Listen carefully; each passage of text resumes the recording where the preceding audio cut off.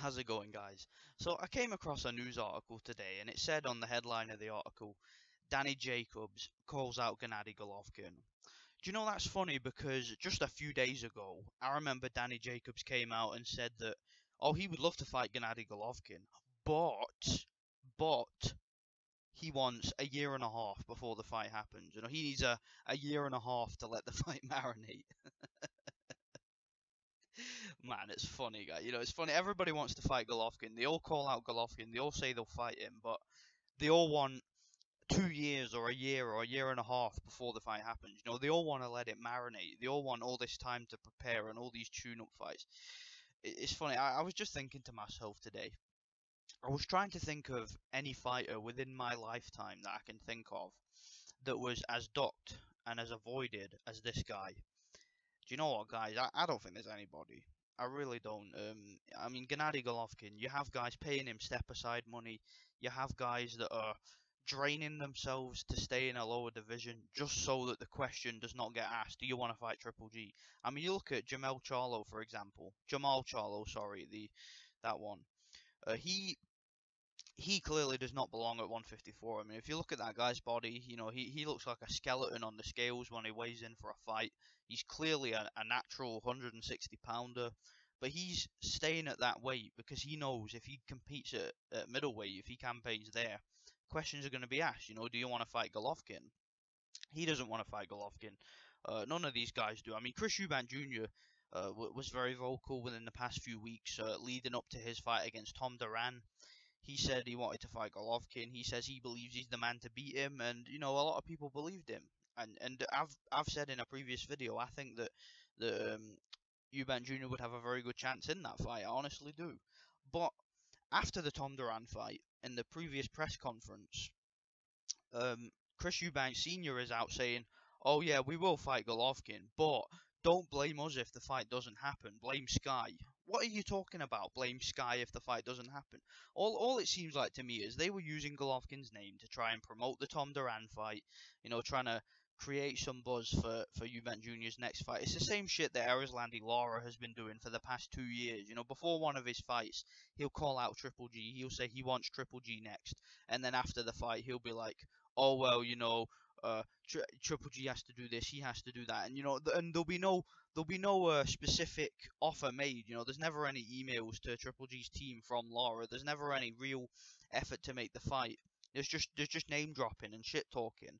I mean, you got Andre Ward doing the same shit, talking about Triple G all the time. Ward is 2 divisions above the man. You know, the fight's not gonna happen in any time soon. So what is the point even talking about Triple G? Triple G ain't talking about Ward, is he? So why is Ward constantly name dropping? I'll tell you why.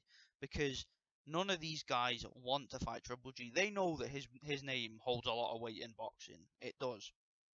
But they don't want to actually prove themselves by getting in the ring with this guy. So they'll use his name to promote themselves.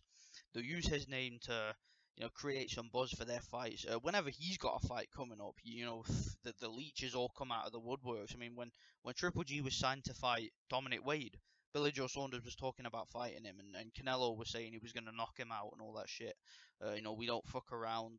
You know, we'll fight Triple G because we want to dare to be great and all that shit. And then when Triple G's free and available to fight, he's got no fights coming up. He's ready to negotiate. Nobody ever nobody ever makes any effort to fight the guy. He's clearly the most avoided fighter in the sport right now. And you know, I'm seeing all these channels talking about, oh, well, you know, there is guys avoiding him at 160, but there's also guys that want to fight him. You know, there's also guys calling him out. I don't see anybody legitimately calling out Triple G. Okay, you know, it's all well and good using someone's name. Okay, that's not a call out. To me, a call out is when you make an offer to somebody. You know, you call them out to their face. You try and goad them to get in the ring with you. You know, not just saying you want to fight them at a post fight press conference or a post fight interview. So, oh, I'd like to fight that guy. I'll beat that guy. Come on, that's not a call out. Okay, what Erislandy Lara is doing right now, it's not a call out. Okay. Um, you know, I was reading too that Billy Joe Saunders is apparently considering fighting on the undercard of the Canelo Alvarez Liam Smith fight because, as you guys might know, Liam Smith has the same promoter as Billy Joe Saunders. So Frank Warren will be involved in that, and he would like to have Billy Joe Saunders on that card to get him a bit of a bit of notoriety and exposure in America. And do you know what that sounds like to me? It sounds to me like Billy Joe Saunders is going to try and get a Canelo fight. He's going to try and pursue that route. He's going to try and get a big fight because obviously a fight with Canelo Alvarez is a very lucrative fight for anybody. The guy has really good drawing power. He's a proven pay-per-view box office draw. So and it's an easier fight. I would take Billy Joe Saunders to win that fight hands down, guys. I really would. I think he would absolutely school Canelo Alvarez. But the reason I wanted to make this video, guys, is just because I honestly cannot find any fighter. I cannot think of any fighter, at least in my lifetime, at least in recent years, that was as ducked and avoided as this guy. I suppose you could say Lomachenko. It's true that nobody wants to fight Lomachenko right now. Every single fighter that calls out Lomachenko and then ends up in a negotiation with him. They always back out. Nicholas Walters was he could have that fight could have happened this year already, but Nicholas Walters decided to back out and decided to price himself out of the fight. I'm sure you guys know about Guillermo Rigondeaux. There was talks of him fighting Vasyl Lomachenko, but he pulled out of negotiations too. None, Nonito Donaire is very quiet. None of these guys seem to have any kind of real urge to get in the ring with this guy. He's very avoided, but still early on for him. He isn't the kind of name that Triple G is at the moment in boxing. So, I just think Triple G. It's amazing how Triple G has been able to win 4 world title belts, and the majority of those belts were from guys giving them up or guys not wanting to fight him. You all know what happened with the WBA situation. Golovkin was Felix Sturm's mandatory for a while. Felix Sturm did not want to get in the ring with him, and his promoters didn't want the fight, so Golovkin ended up getting just handed the belt. The same situation with Canelo. Canelo didn't want to fight Golovkin, so they handed him the belt. The only guy that actually agreed to fight Golovkin and was legitimately lost his title to him was David Lemieux, the IBF champion. And I give David Lemieux a lot of props because he fought Golovkin. He fought him fearlessly. There wasn't even any fucking about. He was so easy to negotiate with. As soon as he fought Hassan Endam, Golovkin's people contacted him and they made the fight immediately. Because Golovkin wanted to fight for the title before when Sam Solomon held the IBF title. Golovkin wanted that fight, but Sam Solomon just was not interested. He didn't even respond to Golovkin. So yeah, Golovkin wanted that belt, and David Lemieux took the fight, no questions. I'm sure he got paid well, but there was no fucking about. There was no trying to draw it out, trying to make the fight marinate so it becomes more lucrative, or just trying to get out of the fight. There was none of that. He took the fight because he believed in himself, because he's a brave guy, because he's a warrior, and I give David Lemieux all the props, even though he didn't win the fight. I give him all kinds of props for taking the challenge. But he was the only one. He was the only champion that agreed to fight Golovkin. The rest of the champions either gave up their belts or just didn't fight the guy. They found a way out. And I hope, and I know this isn't going to happen, guys. You don't need to tell me this. And I hope that the WBO, and I know they won't, but I hope that they play ball here. And I hope that they get on Billy Joe Saunders' ass and tell him, listen, you need to fight Triple G or you need to give up the belt. Okay, I really hope that they do. I don't know really what Triple G can do because there's already been a couple of financial offers made to Billy Joe Saunders for the fight. Billy Joe Saunders has priced himself out of the fight. He also wants everything his own way, even though he's not the legitimate champion. He's not the A side at all. He still wants everything his way. He wants to fight in England. He wants everything his way. He wants the lion's share of the split. I don't like Billy Joe Saunders. I was watching some videos of Billy Joe Saunders today and stuff he's been saying, and I used to be a fan of Billy Joe Saunders, but not anymore. The guy's a weasel. The guy's a bitch. I don't like him in the slightest. There's even talks out there that Billy Joe Saunders was offered a fight with Danny Jacobs and he turned it down. I don't know how much truth there is to that, but the two of those guys, Danny Jacobs and Billy Joe Saunders, they should be fucking ashamed of themselves. Both guys should be absolutely ashamed of themselves with the cowardice that those guys have shown recently. And Chris Eubank Jr., I don't know whether he does want to fight Golovkin or not, but judging by what Eubank Sr. has been saying, I don't think he really does. I think he would be a very difficult fight for Golovkin. As I said, I think Eubank Jr. can win the fight, but it seems as if they're just name dropping and they're waiting until Golovkin slows down. That's what all these guys are doing. Golovkin's 34 years old now.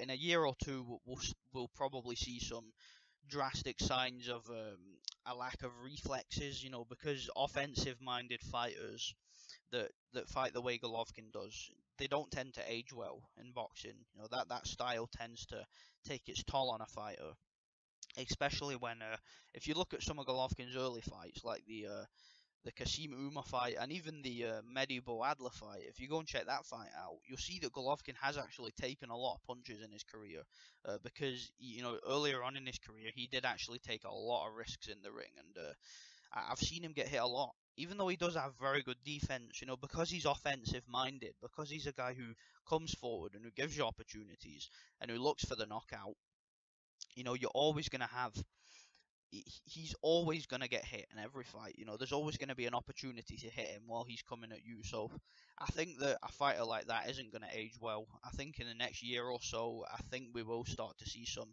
drastic decline. That's why I don't want to see Golovkin move up in weight, because I don't think he would do that well if he moves up in weight. I honestly don't, because the guys up there are just too big. Gilberto Ramirez, and I know you guys think that Golovkin will beat Gilberto Ramirez. I'm just here to tell you guys right now, if that fight happens, I think that Gilberto Ramirez's size and his southpaw stance and his work rate and the way that he boxes, it will be an extremely tough fight for Golovkin. I think that would be a uphill battle, basically, if he were to take that fight.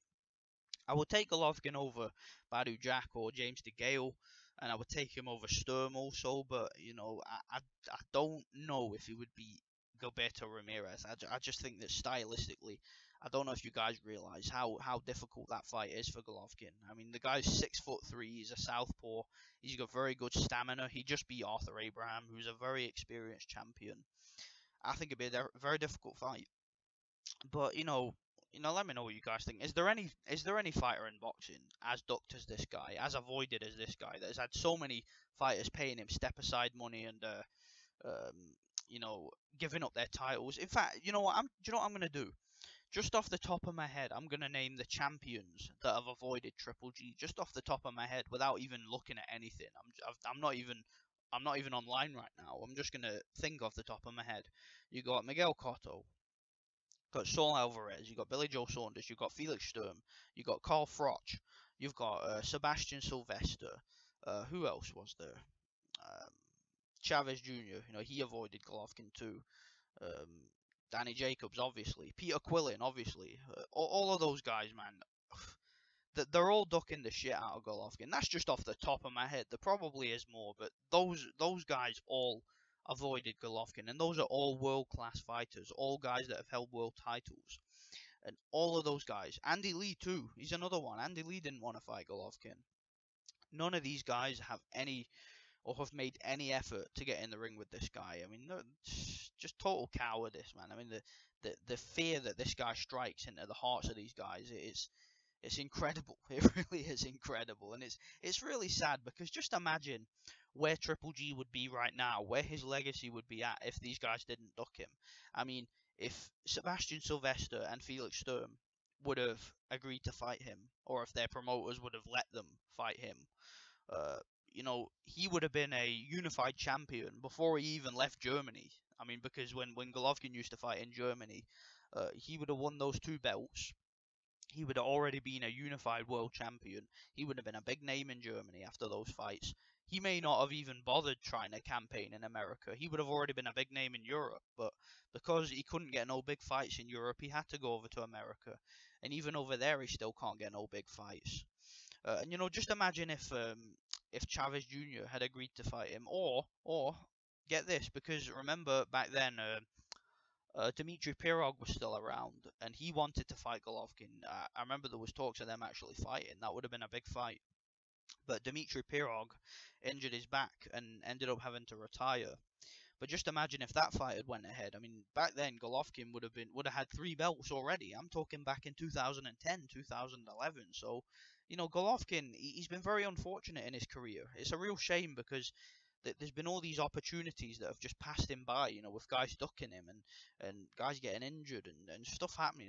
It really is unfortunate. We could have had a true world level Hall of Fame fighter, coming towards the end of his career by now. I mean, if he'd have won all those titles back then, imagine where he would be right now in terms of his fame, in terms of his notoriety, and his position as middleweight champion of the world. It's really incredible. You know, I will say this just to finish up, guys. I don't think that Gennady Golovkin will retire undefeated. I don't, okay, because great fighters who challenge themselves, fighters who are offensive minded, who take risks, they don't retire undefeated. They never do, or at least very rarely they do. And I see him in the next couple of years. I think somebody will beat him. I've made videos talking about the guys who I think can beat him. I said Chris Eubank Jr. is one of those guys.